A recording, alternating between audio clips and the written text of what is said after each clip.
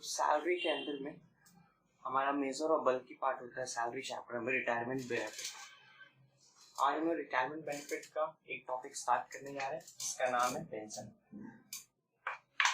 Pension का दो case होता है। सबसे पहले हमें पेंशन का दो केस मिलेगा। ये दो केसेस क्या होता है मैं बता रहा हूँ। फर्स्ट केसेस होता है कि पेंशन खुद एम्प्लॉय रिसीव कर रहा है आफ्टर द रिटायरमेंट, यानी पेंशन खुद एम्प्लॉय रिसीव कर रहा है रिटायरमेंट के बाद। अब हमारे पास होता है सेकंड केस। सेकंड केस क्या है, पेंशन जो है फैमिली मेंबर रिसीव कर, फैमिली मेंबर। तो बात ये है कि अगर पेंशन फैमिली मेंबर रिसीव कर रहा है एम्प्लॉय के रिटायरमेंट, सपोज फॉर एग्जांपल लेते हैं हम लोग फैमिली मेंबर का, एम्प्लॉय रिटायर्ड हुआ और रिटायर होने के एक साल बाद उसकी डेथ हो गई, तो अब ये जो पेंशन जो इस एम्प्लॉय को मिल रहा था उसके वाइफ को मिल रहा है, चिल्ड्रन को मिल रहा है, as may be the case. तो अगर पेंशन फैमिली मेंबर को मिल रहा है तो ये टैक्सेबल होगा अंडर हेड अदर सोर्सेस, और इस पे हमें कुछ एग्जेम्पशन भी मिलती है और वो एग्जेम्पशन का लिमिट है 15,000 रुपए। तो ये हमारा सैलरी चैप्टर का पार्ट ही नहीं है, ये हमारा सैलरी चैप्टर का पार्ट ही नहीं है। इसे अभी मैं यहीं छोड़ देता हूँ। अब बात ये आती है कि पेंशन एम्प्लॉय खुद रिसीव कर रहा है। अब पेंशन जब एम्प्लॉय खुद रिसीव कर रहा है तो इसमें दो तरह का पेंशन होता है। एक होता है कम्यूटेड पेंशन और एक होता है अनकम्यूटेड पेंशन। अब फॉर एग्जांपल कोई एम्प्लॉय है, कम्यूटेड पेंशन, अनकम्यूटेड पेंशन। तो पहले हम ये डिफरेंस समझेंगे कि कौन सा पेंशन कम्यूटेड पेंशन है, कौन सा पेंशन अनकम्यूटेड पेंशन है। तो इसके लिए फॉर एग्जांपल हम एक एग्जांपल लेते हैं, और इस एग्जांपल से हम लोग कम्यूटेड पेंशन और अनकम्यूटेड पेंशन के बारे में पढ़ेंगे।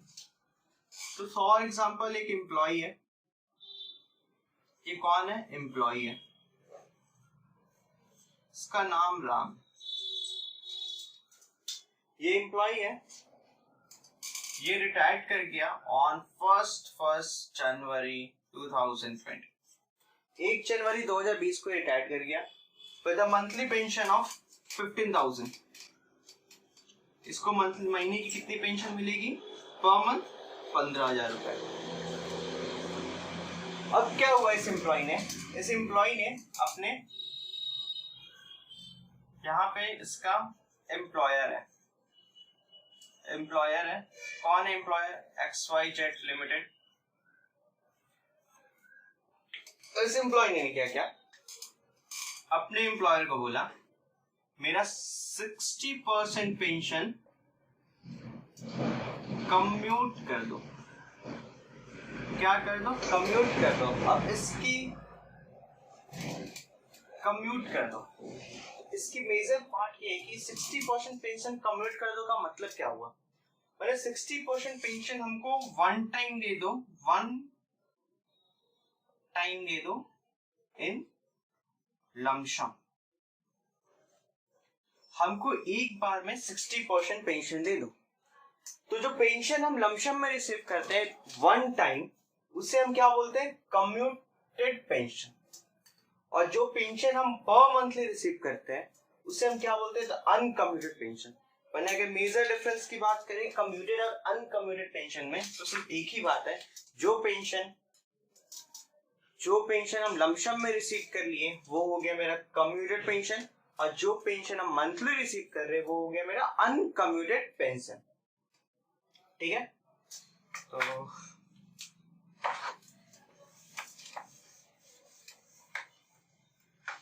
ये अनकम्यूटेड पेंशन क्या है, लमसम में, जो पेंशन हम लमसम में रिसीव की। ठीक है, अब आते हैं uncommuted pension. Commuted pension receive कौन कर रहा है, एम्प्लॉय खुद रिसीव कर रहा है। तो uncommuted pension is all it is taxable, it is sorry, जो अनकम्यूटेड पेंशन है ये टैक्सेबल है इन ऑल केस। जो मेरा अनकम्यूटेड पेंशन है वो क्या है, टैक्सेबल है इन ऑल केस। अब बात आती है कम्यूटेड पेंशन की। तो कम्यूटेड पेंशन में हम पहले दो चीज देखते हैं स्टार्टिंग में, और वो दो चीज क्या है ये मैं आपको बताना चाहता हूं।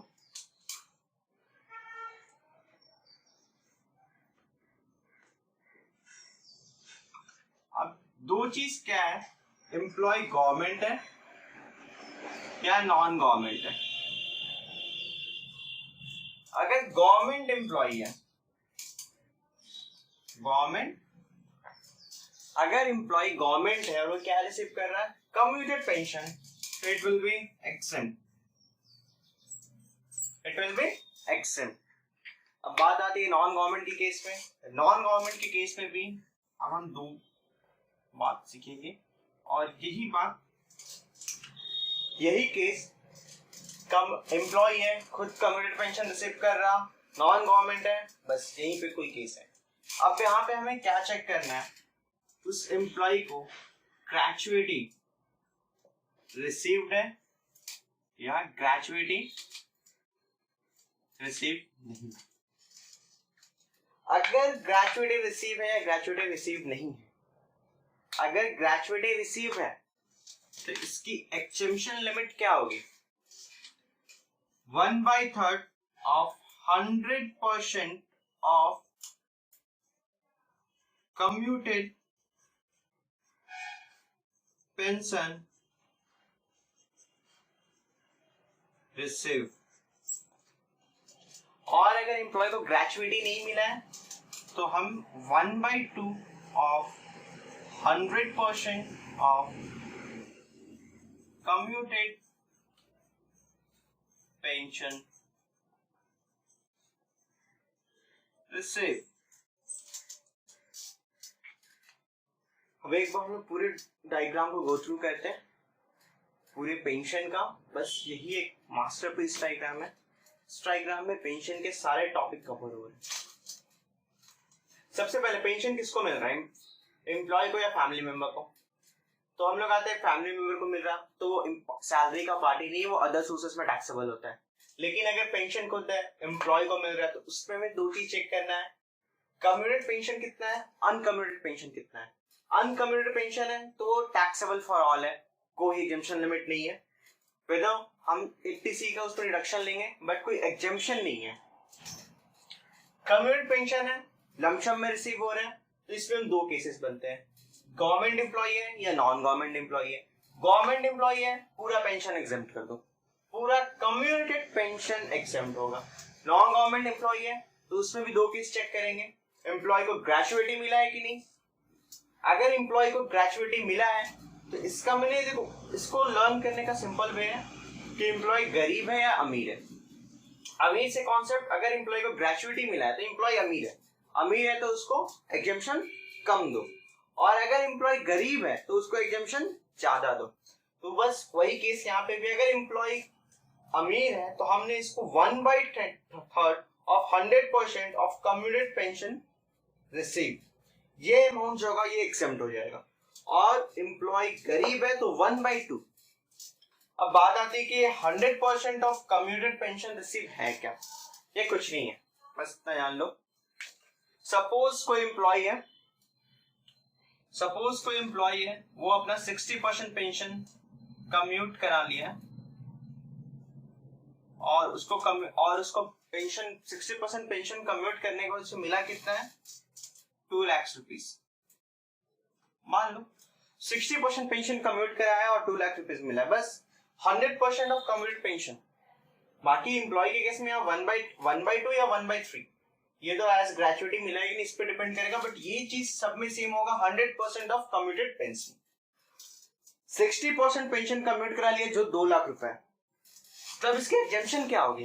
अगर इस बंदे को ग्रेचुइटी मिला है तो 1/3, तो ये 100% ऑफ कम्यूटेड पेंशन हम लोग निकालेंगे कैसे, बस कुछ नहीं करना है, ये 2 लाख रुपए मैंने लिया, इसके 60 इंटू 100 कर दी। अब एज केस में भी अगर एम्प्लॉय को ग्रेजुएटी मिला है तो मैं इस मल्टीप्लाई बाई 1/3 कर दूंगा।